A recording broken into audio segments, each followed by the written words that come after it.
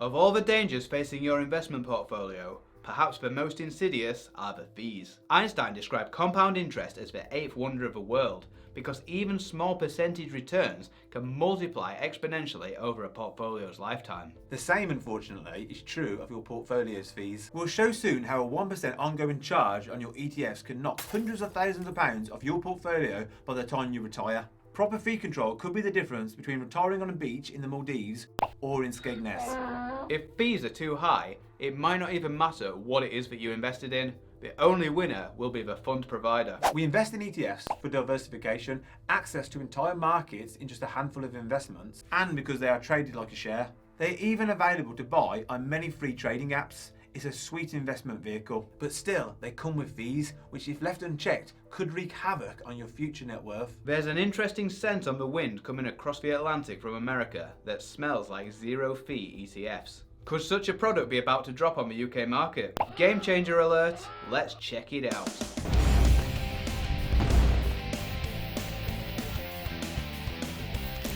Welcome to Unshackled.com, the investment and finance channel and website that sets you and your finances free. That was Andy and I'm Ben, and if you like what we say, hit the like button and click subscribe.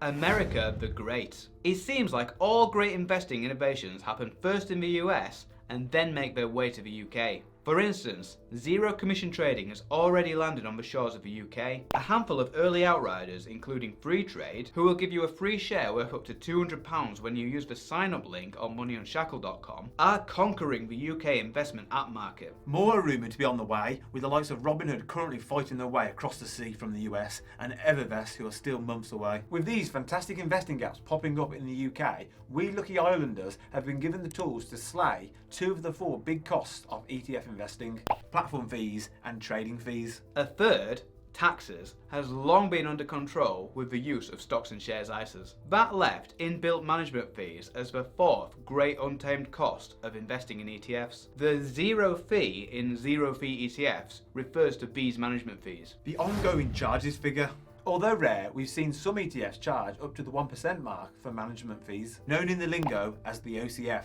While fees this high are uncommon, there are plenty of ETFs still charging 0.5% and upwards. And combined with hidden transaction costs, a total cost of 1% is not unheard of. Using an online calculator, we see that if we're investing £1,000 a month over a 30-year portfolio, returning an average 8%, that a 1% fee adds up to £240,000 of lost wealth. This investor who didn't give fees proper consideration would have lost the equivalent value of the average UK house, or probably a chateau with several acres in Eastern Europe. Zero fee ETF investing. Clearing this final hurdle of investing fees has been an idea kicking around in America now for some time. BNY Mellon launched an ETF in America in April 2020, which tracked the Morningstar US Large Cap Index, targeting the top 70% of US stocks by market capitalization, and it had a 0% OCF. We'd seen Fidelity offer something similar in 2018 with their Fidelity Zero Total Market Index Fund. Unfortunately, neither of these ETFs are available to UK investors. The US is a much bigger economy and competition is strong,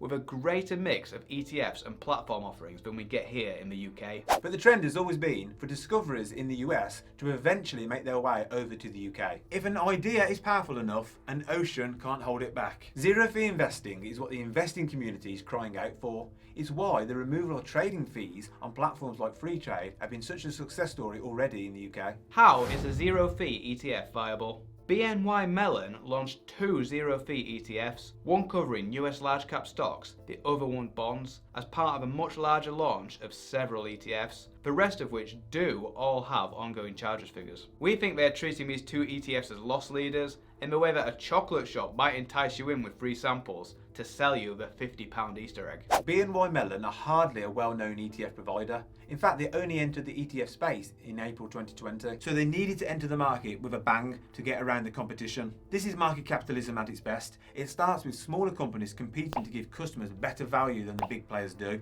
And then the big players start copying the best ideas, to the benefit of us consumers. Why we may not see zero fee ETFs in the UK. A major incentive for companies launching zero fee ETFs comes from stock lending, which basically means they can lend out your money that's sat in the fund and charge interest on it. For instance, Fidelity's zero fee ETF pulled in $2.1 billion in the first 6 months. These stock lending rules don't apply here in the UK. Fund managers aren't allowed to profit from loose funds that are just sloshing around, and they have to cover their operating costs somehow. We are great believers in the ability of the market to overcome such hurdles to meet consumer demand, and are happy to wait for those favourable winds to blow over from America. While we're waiting, let's be clear.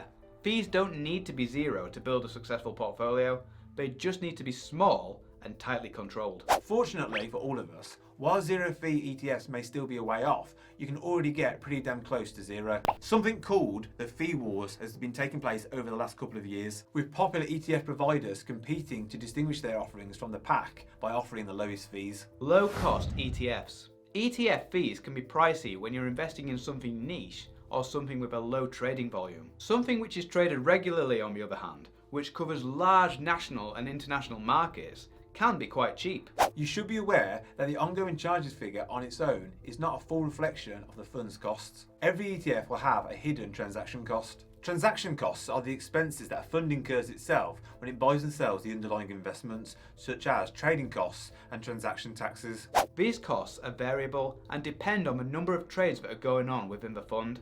When you see a transaction cost, it will be shown as a percentage and will cover a 12-month period. Hidden costs aside, we worked out a long time ago that the easiest way to succeed as an investor is to own the world, a bit of everything. That way, you're in the game when the market rises and you're not stuffed if a niche investment falls. It also removes the element of trying to second guess or beat the market, which without being a psychic becomes a bit like gambling. So the ETFs which are priced at almost zero are the very ones that we want to invest in anyway. The popular, high volume, whole market ETFs. You can track the whole world with over 3,000 holdings with a product like the Vanguard FTSE All World ETF, which has an ongoing charges figure of just 0.22% and transaction costs of 0.02%. Plugging a total 0.24% into our calculator, we only lose £62,000 rather than £240,000, all else being equal. And we don't mind paying some low fees if it means that the fund providers and investment platforms can continue to innovate and bring us new and exciting ways to invest. Do it yourself, super cheap ETFs. You can replicate an all-world ETF fairly closely by building your own portfolio of just 6 ETFs. Here's one we built that covers most major world economies,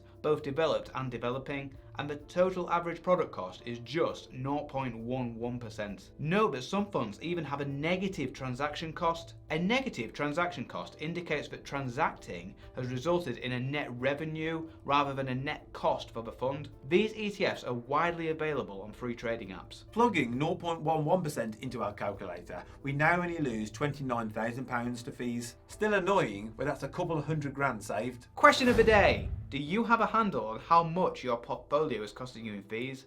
Let us know in the comments below. Thanks for watching. On this channel we talk about personal finance, investing and all things money. And if you want to see more great content, please click the subscribe button below. This is moneyunshackled.com. See you next time.